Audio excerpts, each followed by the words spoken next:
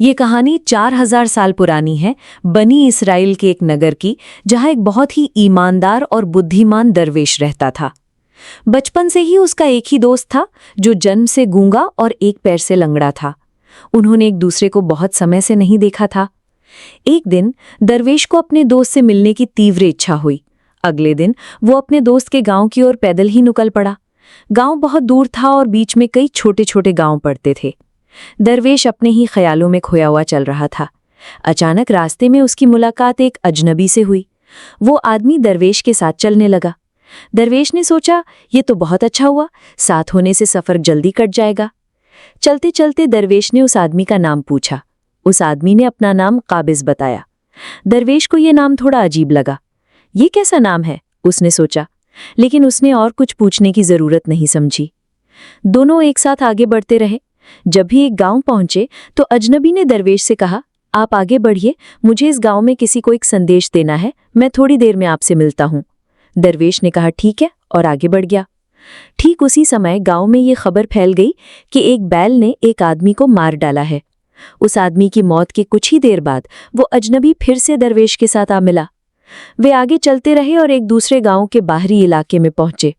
वहां एक छोटा कारवां रुका हुआ था और रहने की व्यवस्था भी काफी अच्छी लग रही थी। दरवेश के दोस्त का गांव अभी भी बहुत दूर था और शाम होने वाली थी। दरवेश ने अजनबी से कहा, अब रात हो रही है, मैं दिन भर चलकर बहुत थक गया हूं और भूखा भी हूं। चलो यहीं खाना खाकर आराम करते हैं, हम सुबह फिर से सफर शुरू कर सकते हैं। अजनबी ने जवाब दिया, ठीक है, मुझे इस गांव में किसी को कुछ जरूरी चीज देनी है, आप खाना खाकर आराम कीजिए, मैं बाद में खा लूंगा। ये कहकर वो चला गया। उसके जाने के थोड़ी ही देर बाद गांव से धुआं उठता हुआ दिखाई दिया और जल्द ही पूरा गांव आग की लपटों में घिर गया। दरवेश हैरान था, ये सोचकर कि ये आदमी जहां भी जाता है कोई ना कोई विपत्ति आ जाती है। यहां जरूर कुछ गड़बड़ है, उसने सोचा। लेकिन उस रात उसने अजनबी से इस बारे में कुछ नहीं कहा। अगली सुबह वे दोनों फिर से अपनी मंजिल की ओर चल पड़े। थोड़ी दूर चलने के बाद वे एक और गांव में पहुंचे। अजनबी ने फिर से दरवेश से कहा, आप आगे बढ़िए, मुझे इस गांव में भी कुछ जरूरी काम है, काम खत्म करके मैं आपसे मिलता हूं। जैसे ही अजनबी जाने लगा, इस बार दरवेश आगे नहीं बढ़ा। वो वहीं खड़ा होकर देखने लगा कि अजनबी कहाँ जाता है और क्या करता है। तभी उसने लोगों के चिल्लाने की आवाज सुनी कि एक बैल ने एक आदमी को सींग मार दिया है और वो मर गया है। ठीक उसी पल अजनबी दरवेश के पास वापस आ गया। दरवेश अब खुद को रोक नहीं सका और उस आदमी से पूछ ही लिया, आप जहां भी जाते हैं कोई ना कोई अनहोनी हो जाती है, क्या आप कृपया मुझे बता सकते हैं कि ऐसा क्यों होता है? उसने जवाब दिया, दरवेश, मैंने सोचा था कि तुम एक बहुत बुद्धिमान व्यक्ति हो, इसलिए मैं तुम्हारे साथ चल रहा था। बुद्धिमान लोगों की संगत हमेशा अच्छी होती है, लेकिन तुम अभी तक ये नहीं समझ पाए कि मैं कौन हूं। दरवेश ने कहा, मुझे लगता है कि मैं समझ गया हूं, लेकिन मुझे अभी भी कुछ संदेह है। मेरे लिए ये आसान होगा अगर आप खुद अपने बारे में बताएं। अजनबी ने जवाब दिया, मैं मौत का फरिश्ता हूं और अल्लाह के हुक्म से मैं उन लोगों की रूह ले जाता हूं जिनका वक्त आ चुका है। दरवेश को यह शक तो पहले से ही था, लेकिन मौत के फरिश्ते के मुंह से ये सुनकर वो डर गया। फिर भी उसने हिम्मत जुटाई और पूछा, अगर आप सचमुच मौत के फरिश्ते हैं तो बताइए अगला कौन मरने वाला है? मौत के फरिश्ते ने कहा, अगला तुम्हारा दोस्त मरने वाला है जिससे तुम मिलने जा रहे हो, और उसकी मौत का कारण तुम खुद बनोगे।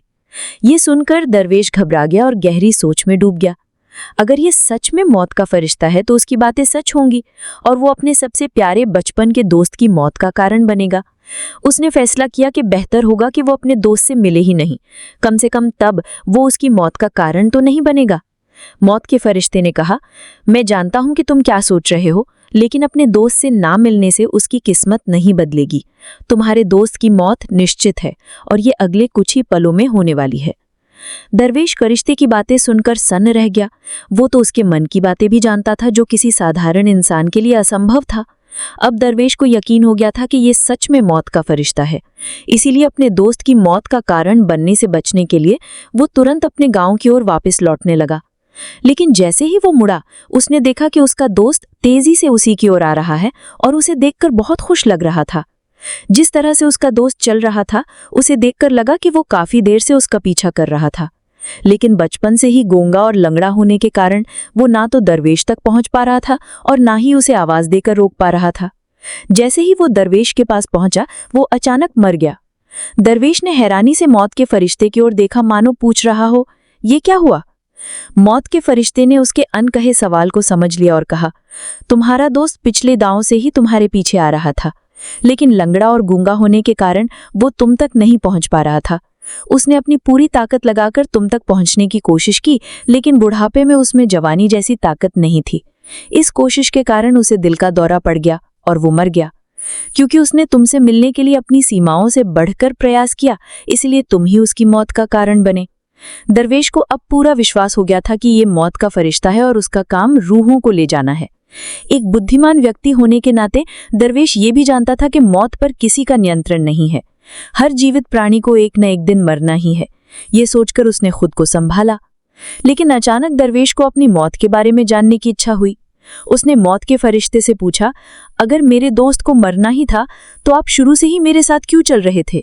मौत के फरिश्ते ने जवाब दिया, मैं हर किसी के साथ हर समय चलता हूँ, लेकिन लोग मुझे पहचान नहीं पाते क्योंकि वे अपनी ही समस्याओं में इतने उलझे रहते हैं कि किसी दूसरे व्यक्ति, चीज या घटना पर ध्यान देने या उसे समझने का उनके पास वक्त ही नहीं होता। दरवेश ने पूछा, क्या आप मुझे बता सकते हैं कि मेरी मृत्यु कब और कैसे होगी? मौत के फरिश्ते ने कहा, हालांकि ये जानना किसी साधारण इंसान के लिए ठीक नहीं है, क्योंकि जो कोई भी अपनी मौत के बारे में जानता है वो दुख से भर जाता है। लेकिन तुम एक बुद्धिमान व्यक्ति लगते हो और जिस सहजता से तुमने अपने दोस्त की मौत को स्वीकार किया, उससे लगता है कि तुम अपनी मौत के बारे में जानकर दुखी नहीं होगे। तो सुनो, तुम्हारी मौत आज से ठीक 6 महीने बाद इसी दिन किसी दूसरे देश में फांसी से होगी। और सबसे हैरान करने वाली बात यह होगी कि तुम हंसते हुए अपनी फांसी को स्वीकार करोगे। ये कहकर मौत का फरिश्ता गायब हो गया, क्योंकि अब उसके पास दरवेश के साथ रहने का कोई कारण नहीं था। दरवेश ने अपने दोस्त का अंतिम संस्कार किया और अपने गांव लौट आया। लेकिन दोस्तों, कोई व्यक्ति कितना भी बुद्धिमान क्यों ना हो, अपनी मौत के बारे में जानने के बाद वो निश्चित रूप से चिंतित होगा और उससे बचने के लिए कुछ न कुछ जरूर करेगा। दरवेश ने भी वही किया।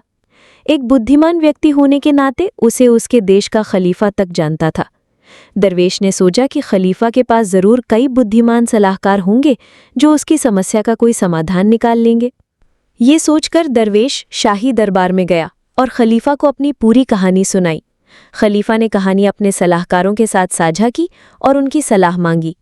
बहुत विचार विमर्श के बाद उन्होंने ये निष्कर्ष निकाला कि अगर दरवेश की कहानी सच है तो उसकी मृत्यु वास्तव में 6 महीने में होगी। हालांकि ये तभी होगा जब वो दूसरे देश में जाएगा। अगर वो नहीं गया तो वो नहीं मरेगा। खलीफा को ये सलाह पसंद आई। उसने दरवेश के महल में रहने की व्यवस्था कर दी और खलीफा की अनुमति के बिना किसी को भी उससे मिलने की इजाज़त नहीं थी। हालांकि दरवेश अपनी इच्छा अनुसार कहीं भी आ जा सकता था, ताकि उसे ये महसूस ना हो कि वो एक कैदी है। लेकिन डर के मारे दरवेश कभी कहीं नहीं गया। समय बीतता गया और दरवेश की मौत का दिन करीब आ गया। उस फेटफुल दिन दरवेश डर के मारे जल्दी सो गया, इस उम्मीद में कि रात जल्दी कट जाएगी, एक नया दिन आ जाएगा और मौत टल जाएगी। लेकिन दोस्तों, दरवेश को नींद में चलने की बीमारी थी, एक ऐसी स्थिति जिसके बारे में वो खुद भी नहीं जानता था। इसलिए उसके द्वारा खलीफा या किसी हकीम को इस बारे में सूचित करने का कोई सवाल ही नहीं था।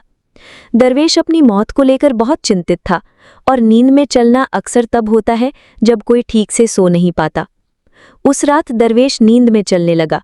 वो उठा, महल से बाहर निकला और घोड़ों के अस्तबल में चला गया। खलीफा के एक विशेष मेहमान के रूप में किसी भी गार्ड ने उसे रोका या पूछताछ नहीं की। अस्तबल में वो सबसे तेज घोड़े पर चढ़ा और अभी भी सोते हुए अपने देश की सीमा पार करके पड़ोसी राज्य में चला गया। इतना ही नहीं, वो पड़ोसी खलीफा के महल में भी पहुंच गया। वहां के गार्डों ने भी उसे नहीं रोका या पूछताछ नहीं की, क्योंकि यह रात का आखिरी पहर था और सब सो रहे थे। दरवेश सीधे खजाने के कमरे में गया और सोने के लिए लेट गया। सुबह खजाने के गार्डों ने दरवेश को खजाने में सोते हुए पाया। इससे खलीफा आग बबूला हो गया, जिसने दरवेश की गिरफ्तारी का आदेश दे दिया। जब दरवेश को दरबार में लाया गया तो खलीफा ने गुस्से में उसे फांसी की सज़ा सुना दी और घोषणा की, अगर तुम अपनी चोरी में सफल हो जाते तो हमारे छोटे से राज्य के लोग भूखे मर जाते। इसलिए तुम्हारे हाथ काटने के बजाय तुम्हें फांसी की सज़ा दी जाती है, ताकि भविष्य में कोई भी ऐसा काम करने से पहले 1000 बार सोचे। दरवेश मौत की सज़ा सुनकर कांप उठा। फिर भी कुछ हिम्मत जुटाकर उसने खलीफा से कहा, आली जहाँ, मुझे नहीं पता कि मैं आपके महल में कैसे पहुंचा। मुझे ये भी नहीं पता कि मैं आपके खजाने में कैसे आ गया। मैं चोर नहीं हूं। मुझे किसी गार्ड ने क्यों नहीं रोका। लेकिन मैं इतना ज़रूर जानता हूं कि आज मेरा मरने का दिन तय था और अब ये हो रहा है। खलीफा को ये बयान काफ़ी अजीब लगा। उसने पूछा, तुम्हें कैसे पता चला कि आज तुम्हारा मरने का दिन था? तुम क्या कहना चाहते हो? दरवेश ने पिछले 6 महीने की पूरी कहानी सुनाई और कहा, हुजूर, ना तो मुझ में और ना ही किसी आम आदमी में इतनी हिम्मत होगी कि वो खलीफा के दरबार में और खलीफा की मौजूदगी में चोरी करे। खलीफा को दरवेश की बातों में कुछ सच्चाई नजर आई, लेकिन उसने सोचा कि शायद दरवेश अपनी जान बचाने के लिए मौत के फरिश्ते और अपनी मौत की भविष्यवाणी का बहाना बना रहा है। खलीफा ने कहा, अगर तुम्हारी बातें सच हैं और आज तुम्हारा मौत का दिन है, जैसा कि मौत के फरिश्ते ने बताया था, तो मैं तुम्हारी मौत का कारण नहीं बनूंगा। लेकिन अगर ये झूठ है तो आज निश्चित रूप से तुम्हारा आखिरी दिन होगा। उसने तुरंत सैनिकों को एक पत्र के साथ पड़ोसी देश के खलीफा के पास भेजा ताकि दरवेश की कहानी की पुष्टि हो सके। शाम तक सैनिक लौट आए और बताया कि दरवेश ने जो कुछ भी कहा था वो पूरी तरह से सच था। पड़ोसी खलीफा ने दरवेश के अपने महल में रहने की पूरी व्यवस्था कर दी थी। दरवेश पिछले 6 महीने से उसका मेहमान था। खलीफा ने पिछली रात दरवेश को आखिरी बार उसके कक्ष में देखा था और उसे कोई अंदाज़ा नहीं था कि दरवेश इस देश में कैसे पहुंचा। इसलिए इस देश के खलीफा को दरवेश को फांसी नहीं देनी चाहिए। अब खलीफा के सामने एक नई परेशानी खड़ी हो गई। उसने बिना किसी जांच के दरवेश को फांसी की सज़ा सुना दी थी। अगर दरवेश को फांसी नहीं दी जाती तो खलीफा की बात का अपमान होता, और अगर सज़ा दी जाती तो एक निर्दोष व्यक्ति मारा जाता। खलीफा ने इस मामले पर अपने सलाहकारों से सलाह मांगी। सलाहकारों ने कहा, हुजूर, दरवेश को कच्चे सूत के धागे से फांसी दे दीजिए। इस तरह आपके हुक्म का सम्मान भी बना रहेगा और कच्चा सूत का धागा दरवेश को फांसी नहीं दे पाएगा, उसकी जान बच जाएगी। खलीफा को ये सलाह पसंद आई। उसने दरवेश के लिए कच्चे सूत के धागे का फंदा बनाने का आदेश दे दिया। फांसी की तैयारियां शुरू हो गई। हर कोई खुशी से देख रहा था, यह सोचकर कि ना तो दरवेश मरेगा और ना ही खलीफा का वचन टूटेगा। दरवेश को भी विश्वास था कि एक कच्चे सूत का धागा उसे नहीं मार सकता। इसलिए वो स्वेच्छा से मुस्कान के साथ फांसी के तख्ते पर चढ़ गया, बिल्कुल वैसे ही जैसे मौत के फरिश्ते ने कहा था। लेकिन जैसे ही दरवेश को फांसी दी गई, कच्चे सूत का धागा टूट गया। लेकिन टूटने से पहले उसने अपना काम कर दिया था। दरवेश की सांस की नली धागे से कट गई। दरवेश जमीन पर गिर पड़ा, तड़पने लगा। हर सांस के साथ उसके गले से खून का फव्वारा फूट रहा था। कुछ ही पलों में दरवेश का शरीर पूरी तरह से स्थिर हो गया। हर कोई इस बात से हैरान था कि इतना कमज़ोर धागा किसी की मौत का कारण कैसे बन सकता है। लेकिन ये हो चुका था। भाग्य ने अपना खेल खेल दिया था। जो होना होता है वो होकर रहता है। दोस्तों, इस कहानी से हमें ये सीख मिलती है कि हम चाहे कितनी भी सावधानी बरतें, चाहे कितनी भी कोशिश कर लें, हम अपनी किस्मत में लिखे को कभी नहीं मिटा सकते। हर घटना और उसका पूरा क्रम पहले से ही निर्धारित होता है। हम उसे थोड़ा भी बदल नहीं सकते। यही कारण है कि ईश्वर ने हमें भविष्य जानने की शक्ति नहीं दी है, ताकि हम अपने जीवन को पूरी तरह से जी सकें। ये दरवेश के मामले में भी सच था। अगर उसने मौत के फरिश्ते से अपनी मौत के बारे में नहीं पूछा होता तो वो उन 6 महीनों को खलीफा के महल में डर में जीने के बजाय बेहतर तरीके से जी सकता था। केवल एक चीज़ है जिसमें भाग्य को बदलने की शक्ति है, और वो है दुआ। कहा जाता है कि अगर दुआ ईमानदारी और सच्चे दिल से की जाए तो ईश्वर भाग्य को भी बदल सकता है। इसलिए हमें हमेशा ईश्वर से अच्छी किस्मत और अच्छे भविष्य की दुआ करनी चाहिए। ये कहानी बहुत पुरानी है और हमने इसे अपनी भाषा में अनुवादित किया है। ये कहानी उस समय की है जब लोग मौत के फरिश्ते को देख सकते थे। इस कहानी में कितनी सच्चाई है, ये केवल ईश्वर ही जानता है। कृपया इस कहानी के बारे में अपनी बहुमूल्य राय कमेंट बॉक्स में हमें बताएं। अगर आपको कहानी पसंद आई हो तो कृपया चैनल को सब्सक्राइब करें, वीडियो को लाइक करें और शेयर करें। हम आपसे एक और नई और अद्भुत वीडियो में मिलेंगे। तब तक के लिए खुदा हाफिज।